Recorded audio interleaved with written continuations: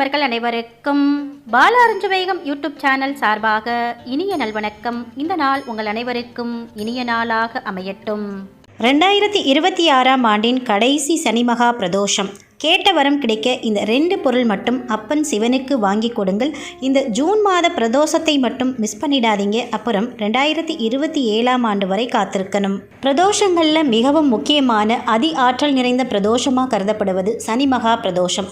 மற்ற கிழமைகளில் வரக்கூடிய பிரதோஷங்களில் விரதம் இருக்க முடியாமல் போனாலும் சனி பிரதோஷம் அன்னைக்கு விரதம் இருந்து வழிபாடு செய்தால் அனைத்து விதமான துன்பங்களும் நீங்கும் அப்படின்றது ஐதீகம்.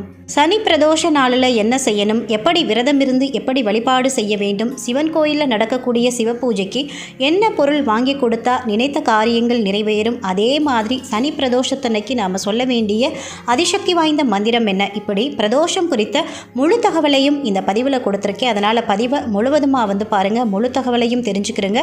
வாங்க வீடியோக்குள்ளே போயிடலாம். இது வரைக்கும் நம்ம சேனல் சப்ஸ்கிரைப் பண்ணாமல் இருக்கீங்க அப்படின்னா சப்ஸ்கிரைப் பண்ணிவிட்டு பக்கத்தில் இருக்கிற பெல் பட்டன் கொடுத்து ஆல் அப்படின்ற நோட்டிஃபிகேஷனையும் ஆன் பண்ணி வச்சுக்கிறேங்க. இந்த வீடியோவுக்கு ஒரு லைக்கும் ஹைப்பும் கொடுத்துட்டு கமெண்ட் செக்ஷனில் ஓம் நமச்சிவாய நமக அப்படின்ற ஒரு கமெண்ட்டும் கொடுத்துருங்க. சனிக்கிழமையில் வரக்கூடிய பிரதோஷம் சனி பிரதோஷம் அல்லது சனி மகா பிரதோஷம் அப்படின்னு சொல்லப்படுது. இது சிவபெருமானுடைய அருளை பெறுவதோடு சனி தோஷத்தோட தாக்கத்தை குறைக்கவும் மிகவும் சக்தி வாய்ந்த நாள். சனி பிரதோஷத்தன்னைக்கு விரதமிருந்து சிவபெருமானை வழிபாடு செய்தால் சகல பாவங்களும் விலகி புண்ணியம் சேரும், கடன் சுமை அகலவும் திருமண தடைகள் நீங்கவும் இது சிறந்த பரிகாரமாகவும் நம்பப்படுது. வருடத்துக்கு ஒரு முறை வரும் விரத மற்றும் விசேஷ நாட்கள் தவிர இன்னும் சில சக்தி வாய்ந்த நாட்களும் வருது. இவற்றையெல்லாம் தெரியாமல் தவற விட்டுட்டா பிறகு அந்த அற்புதமான நாள் வருவதற்கு அடுத்த ஆண்டு வரை காத்திருக்க வேண்டும். அப்படி இந்த வருடம் ஜூன் மாதத்தில் வரும் ஒரு அதிசக்தி வாய்ந்த விரத நாளை தவறவிட்டா மீண்டும் 2027ஆம் ஆண்டு ஜூலை மாதம் வரைக்கும் நாம் காத்திருக்கணும். ஒவ்வொரு மாதத்திலும் வரக்கூடிய மிக முக்கியமான விரத நாட்களில் ஒன்று தான் பிரதோஷம். சிவபெருமானுடைய அருளை பெறுவதற்குரிய மிக உன்னதமான இந்த நாள் சனி மற்றும் திங்கட்கிழமைகளில் வருவது கூடுதல் விசேஷமானதாக சொல்லப்படுது. அதிலும் சனிக்கிழமையில் வரக்கூடிய பிரதோஷம் சனி மகா பிரதோஷம் அப்படின்னு போற்றப்படுது.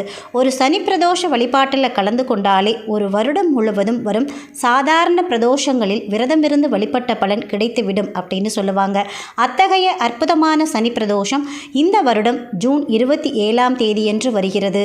ஏன் நாம் ஒரு வருஷம் காத்திருக்கணும் அப்படின்னு சொன்னோம்னு பார்த்தீங்கன்னா பிரதோஷம் ஒவ்வொரு மாதமும் 2 முறை வருது. இதற்கு எதற்காக 2027 வரை காத்திருக்கணும் அப்படின்னு நீங்கள் யோசிக்கலாம்.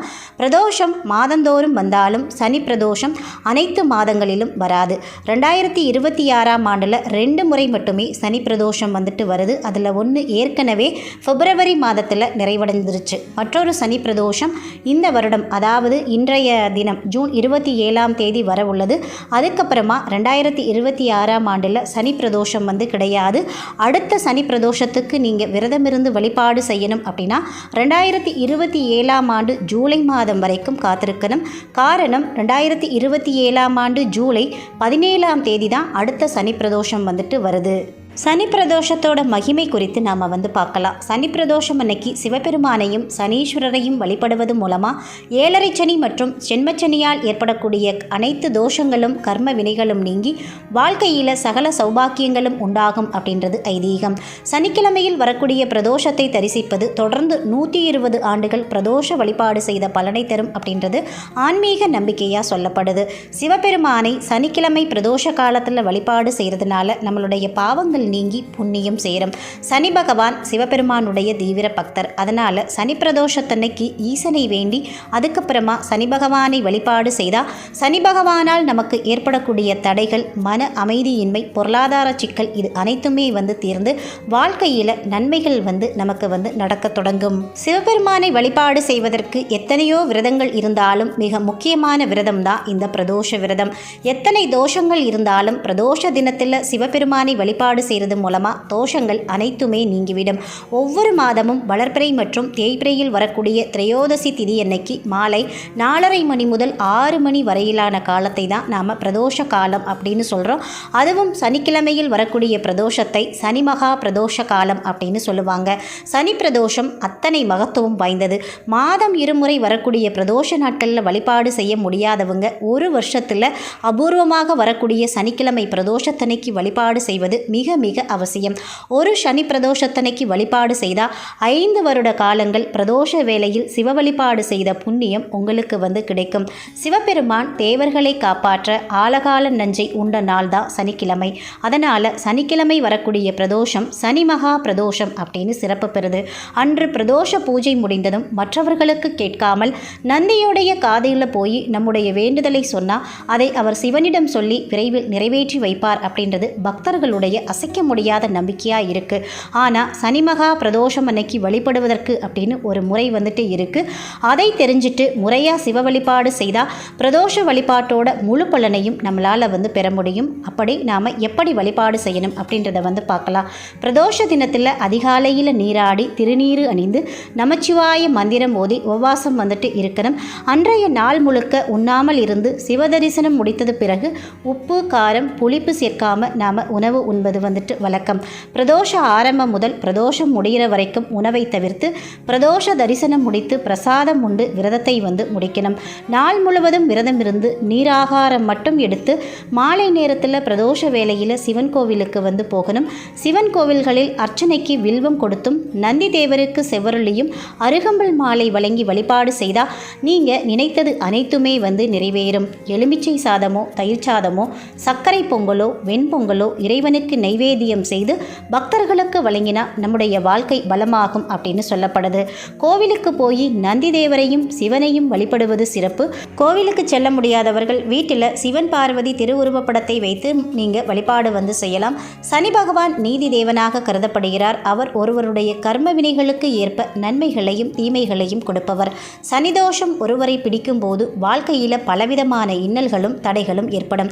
சனி மகா பிரதோஷ நாளில் சிவபெருமானை வழிபாடு செய்கிறது மூலமாக சனி பகவானுடைய அருளை பெற முடியும் அப்படின்னு நம்ம ஏற்கனவே சொல்லியிருந்தோம். இதனால் சனி தோஷத்தோட தாக்கம் குறைந்து வாழ்க்கையில் அமைதியும் முன்னேற்றமும் உண்டாகும். சனிக்கிழமை சனி பகவானுக்கு உரிய நாள். இந்த நாளில் திரையோதசி திதியும் இணைகிறதுனால சிவபெருமானையும் சனி பகவானையும் ஒருங்கே வழிபடுவது மூலமாக நம்ம வாழ்க்கையில் ஏற்படக்கூடிய கஷ்டங்கள் நீங்கி நற்பலன்களை நம்மளால் பெற முடியும். சனியோட பார்வையால் நிகழக்கூடிய கெடுபலன்கள் நீங்க பிரதோஷ வழிபாடு செய்வது மிகவும் உகந்ததாக சொல்லப்படுது. சனி மகா பிரதோஷம் சனி கிரகத்தால் ஏற்படும் அனைத்து விதமான தோஷங்களையும் கஷ்டங்களையும் நீக்க வல்லது. குறிப்பாக ஏழரை சனி, கண்டச்சனி, அஷ்டமச்சனி இது போன்ற காலங்களில் இருக்கிறவங்க இந்த நாளில் சிவனை வழிபாடு செய்வது மிகுந்த பலனை உங்களுக்கு கொடுக்கும். பிரதோஷ காலத்தில் சிவபெருமானை வழிபாடு செய்கிறது மூலமாக முற்பிறவியில் செய்த பாவங்கள் கூட நீங்கும் அப்படின்னு சொல்லப்படுது. இந்த நாளில் விரதம் இருந்து சிவனை வழிபாடு செய்கிறவங்களுக்கு நீண்ட ஆயுளும் நல்ல ஆரோக்கியமும் கிடைக்கும் அப்படின்றதும் நம்பிக்கையாக சொல்லப்படுது. அதே போல் இந்த நாளில் கருப்பு எல் மற்றும் கடுகு எண்ணெய் இதை வாங்கி நாம் சிவன் கோயிலுக்கு தானமாக கொடுக்கறது நல்லது. சனி பகவானுடைய தொடர்புடைய இரும்பு பொருட்கள், கருப்பு உளுந்து, ஆடைகள், உணவு இதையும் நாம் தானமாக கொடுக்கறதுனால சிறந்த பலன்கள் நமக்கு ஏற்படும். இந்த நாளில் சிவபெருமானுக்கு வில்வம் மற்றும் செம்பருத்தி பூ கொண்டு அர்ச்சித்து வழிபாடு செய்வதும் மிகவும் சிறப்பாக சொல்லப்பட்டிருக்கு. அடுத்ததாக வேண்டிய வரமெல்லாம் கிடைக்க சனி பிரதோஷ நாளன்று நாம் சொல்ல வேண்டிய அதிசக்தி வாய்ந்த சிவபெருமானுடைய மந்திரம் குறித்த தகவலையும் நாம் பார்க்கலாம். இன்றைய தினம் மாலை பிரதோஷ வேளையான 4:30 மணியிலிருந்து 6 மணிக்குள்ளாக உங்கள் வீட்டில் பக்கத்தில் இருக்கக்கூடிய சிவாலயத்துக்கு போகணும். அங்கே போய் சிவ தரிசனத்தை முதல்ல செய்திடுங்க. நீங்கள் இந்த வழிபாடு செய்யக்கூடிய நேரத்தில் யாரோடும் பேசாமல் அமைதியாக இருக்கணும். சிவ தரிசனத்தை பார்த்ததுக்கப்புறமா கோவிலில் ஏதாவது ஒரு இடத்துல அமைதியாக அமர்ந்து சிவபெருமான மனதார பிரார்த்தனை பண்ணிக்கிறங்க. அதுக்கப்புறமா இங்கே கொடுக்கக்கூடிய இந்த மந்திரத்தை சொல்லணும். ஓம் ஹம் சிவாய நமக, ஓம் ஹம் சிவாய நமக, ஓம் ஹம் சிவாய நமக. இந்த மந்திரத்தை ஒரு 108 முறை சொல்லணும். இந்த மந்திர வழிபாட்டை செய்ததுக்கப்புறமா சிவபெருமானுக்கிட்ட உங்களுடைய தேவை எதுவோ அதை கேளுங்க. கட்டாயமாக அதை அவர் நிறைவேற்றி தருவார் அப்படின்னும் சொல்லப்படுது. இந்த வழிபாட்டை ஆலயத்தில் போய் செய்ய முடியாதவங்க பிரதோஷ காலத்தில் உங்கள் வீட்டில் பூஜை அறையில் தீபம் ஏற்றி வைத்துட்டு சிவபெருமானுக்கிட்ட மனதார வேண்டிக்கிட்டும் நீங்கள் சொல்லலாம். பல அற்புதங்கள் நிறைந்த இந்த நாள் நம்முடைய தேவைகளையும் விருப்பங்களையும் நிறைவேற்றி கொள்ள இறைவன் நமக்கு அளித்த நன்னாள் அப்படின்னு நாம் சொல்லலாம். இந்த நாளை தவற விடாமல் சிவபெருமானுக்கிட்ட மனதார இப்படி வேண்டி நீங்கள் கேட்ட வரமெல்லாம் பெற முடியும். அடுத்ததாக சனி பிரதோஷ வழிபாடு செய்கிறதுனால நமக்கு கிடைக்கக்கூடிய பலன்கள் குறித்தும் நாம் பார்க்கலாம். சனி பிரதோஷத்தில் நாம் சிவபெருமானையும் சனி பகவானையும் வழிபாடு செய்கிறதுனால சனி பகவானால் ஏற்படக்கூடிய தோஷங்கள் மற்றும் பாதிப்புகள் நீங்கும். குடும்பத்தில் ஒற்றுமையும் மகிழ்ச்சியும் அதிகரிக்கும். பதவி உயர்வு, நல்ல வேலை, ஆரோக்கியம் மற்றும் வாழ்க்கைக்கு தேவையான அனைத்து பலன்களையும் பெற முடியும். திருமணமாகாதவர்களுக்கு விரைவில் திருமணம் நடைபெறும். கடன் பிரச்சனைகள் தீரும். கணவன் மனைவிக்கிடையே இருக்கக்கூடிய பிரச்சனைகள் நீங்கி அன்பு பெருகும்.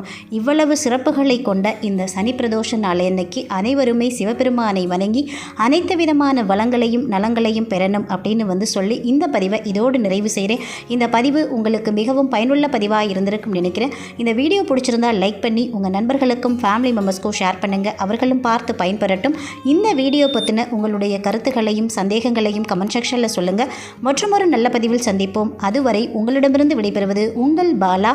நன்றி, வணக்கம், வாழ்க வளமுடன்.